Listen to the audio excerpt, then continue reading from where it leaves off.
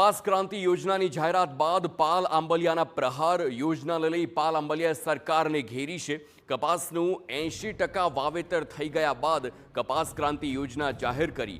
પરિપત્રમાં બિયારણ આપશે કે રોકડ સહાય એ સ્પષ્ટતા નથી। 3 ફૂટ કે તેનાથી ઓછા અંતરમાં વાવેતર કરનારને જ લાભ મળશે તેવી યોજના છે। ગુજરાતમાં કપાસનું 4 કે તેથી વધારે ફૂટના અંતરે વાવેતર થતું હોય છે। પાલ આંબલિયાએ જણાવ્યું છે।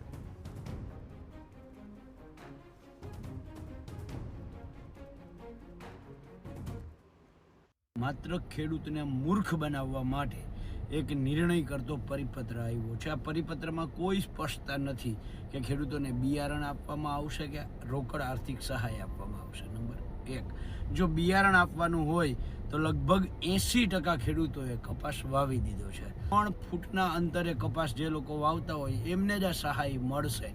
હવે જોયા જેવું એ છે કે કપાસ ગુજરાતમાં મોટા ભાગે 4 ફૂટ, 4.5 ફૂટ, 5, 5.5, 6 ફૂટના અંતરે વવાતો હોય છે। 3 ફૂટ અથવા તો એનાથી ઓછા અંતરે તો કોઈ કપાસ વાવતું જ નથી। તો એક રીતે આ રીતે મૂર્ખ બનાવે છે। ડ્યુટી જે 0% છે એ વધારીને મૂળ જે હતી 12, 15, 17, 20% ત્યાં પાછા ફરીથી લઈ જાઓ તો ગુજરાતના ખેડૂતોને ફાયદો થશે, ભારતના ખેડૂતોને ફાયદો થશે।